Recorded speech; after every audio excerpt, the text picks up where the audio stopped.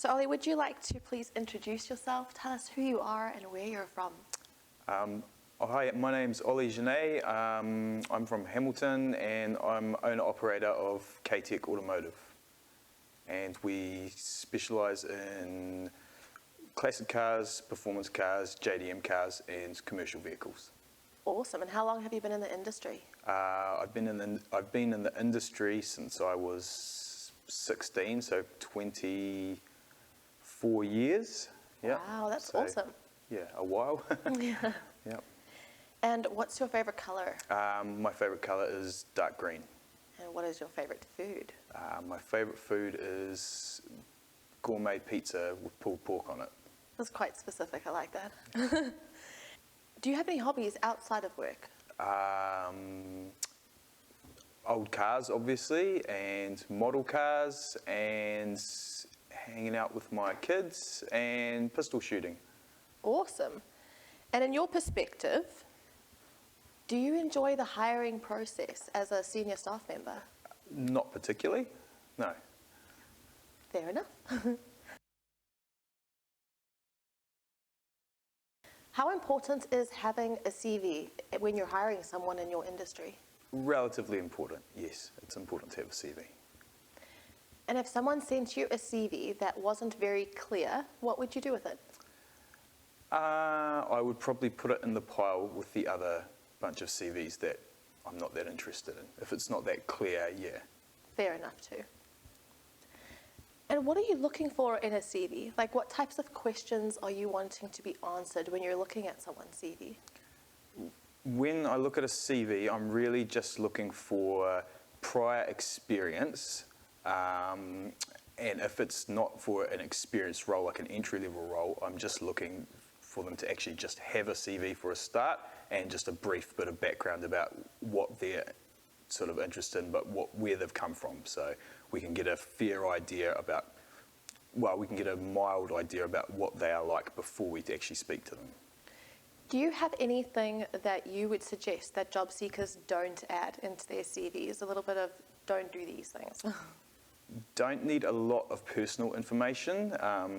Just keep that stuff pretty brief. We're more interested in experience, qualifications, and what you've done that relates to the role that we're advertising for. With your industry, what is the purpose of a cover letter?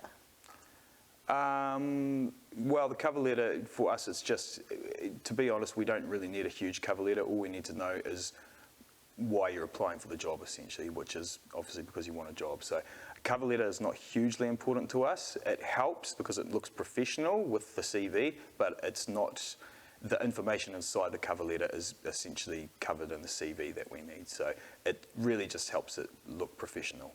So in that case, if you received an application that was just a CV when you had asked for a cover letter, what would you do with an application asking for both and just receiving a CV? Well, it wouldn't be at the top of the pile because it didn't have a cover letter if we had asked for a cover letter. But if they had rung me first and sort of did what the cover letter does in person or on phone, then I guess it would be fine. So I guess the cover letter really just serves the same purpose as what an introductory phone call or actually coming and physically seeing us on site. Do you think that a well-written cover letter would increase somebody's chances of gaining employment? Yes. And what don't you want to see in a cover letter? Well, information that's not relevant to the job, I guess. So I don't need to know, I don't need to know heaps of personal history or anything like that. If you're going to include a photo in it, just make it quite a professional photo. We don't need one of you like out in town with your mates or anything like that. That's not relevant to it. So anything that's not relevant is, anything that's relevant to the job that you're applying for, yes. Anything that's not relevant, don't worry about it. We don't need any extra information. Awesome. What is your interview process normally like? How many people are there? Is it face-to-face? Do you do them via phone? What does that look like for your organisation? So we start with a phone interview. That's usually how it goes, and then we'll ask them to come in and meet us face to face. And will mainly be me talking to them face to face, but sometimes Brad, my 2IC, will chime in as well and have a quick chat as well. And then if they looks like they might be successful, we usually give them a quick tour of the workshop and explain what we do and what would be expected of them if they were to be offered the position. So they don't get a tour, didn't do well?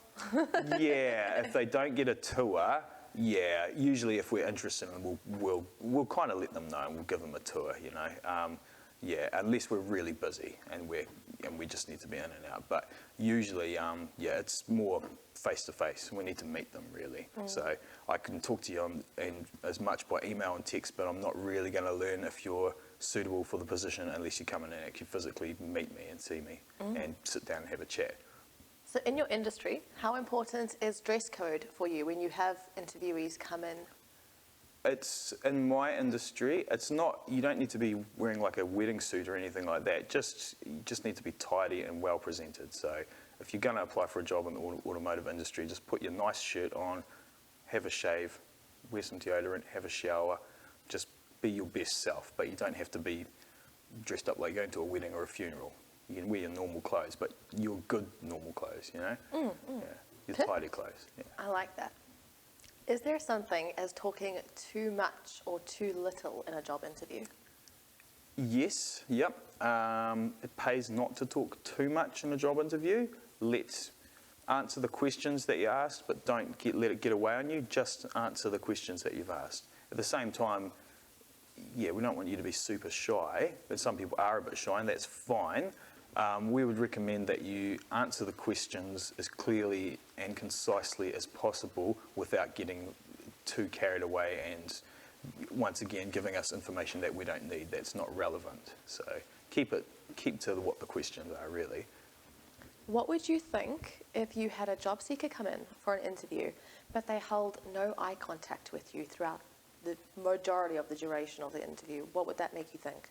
I would think it a little bit odd and think maybe they're not suited to a position with our team, as we face the public, we speak to the public, and we all have to operate together as a team together. So we need to be able to speak to each other, and eye contact is quite important, I think. I know some people are quite shy and find that quite difficult, and you can get past that. But for me, interviewing someone, I would expect them to be able to look me in the eyes and speak to me face to face. And what would you think if somebody swore during the interview? I think that you should try and refrain from swearing at a job interview, as it comes across as a little bit unprofessional. I think try and remain articulate and polite at all times, if possible. Lovely. Yeah. And how important is honesty in terms of a job interview when you're speaking to a candidate? Extremely important, as we have to be able to trust the people that work with us, because people's lives are at stake at the end of the day, and we have to be able to trust that people are telling us the truth, and that we have to have a good working relationship together where we all trust each other. Otherwise, it doesn't work. So very important, I would say. So how important is hiring the right candidate in your business? It's very important, because we don't want to waste time with the wrong candidate.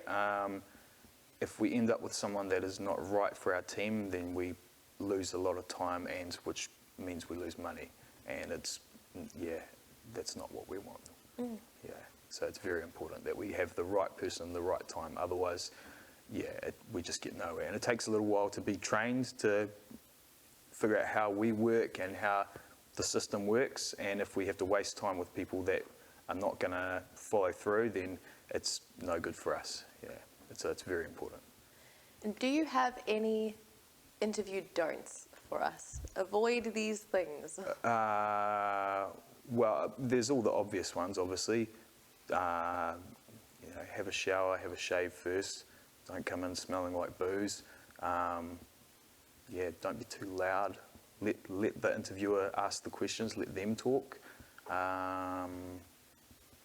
Do listen rather than speak so much. Do lots of listening. Find out what they want.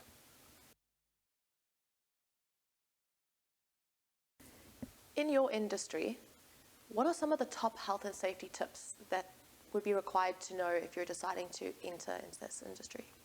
I think a big one is PPE, which is your personal protection equipment. So safety boots, overalls, safety goggles when you're drilling or using any sort of grinding equipment, gloves, where the first aid kit is, where the fire extinguishers are, what your evacuation plan is, all the sort of basic workshop safety stuff. Ollie, what was your very first job? My very first job was delivering pizzas. Really? How long did you do that? How long did I do it? Yeah. About 5 months when I was still at school. Awesome. Did you learn valuable lessons from delivering pizzas? Yeah, I think I probably did, yes. Probably did. Yeah. Do you remember your first day at work at Teck, and how did you feel on your very first day in a new place? Yes, I remember my first day, and I felt very like a fish out of water. Like I didn't know, like I was in too deep, and I didn't really know what I was doing. How do you feel now in comparison to your first day? Like I'm in too deep and I still don't know what I'm doing. So it doesn't change? No. I feel a lot more confident now in that I know what I'm doing, and I know what my role is, and I know how to run my business, and I know what I need to do to keep the workshop ticking over and to keep things going like they should. And what do you believe the definition of a hard worker is? The definition of a hard worker, I think, is someone that turns up every time, on time, and works hard every day consistently and has a good attitude at the same time. Because you can be a great worker, but if you've got a poor attitude, then it can really rub off on the rest of the whole workshop. So I think if a hard worker to me is someone that turns up, works hard, with a good attitude every time, consistently. Consistency is the big one. What do you think the top skills are to be successful in the automotive industry? Top skills are being able to listen, being able to learn, and constantly take on new information, because we learn something new every day, and it doesn't matter how much experience you have, you always can be doing it better. There's always another way or a better way of doing something, and we're learning every day, and technology is constantly changing and evolving, so our skills and our tool set essentially is always changing and evolving.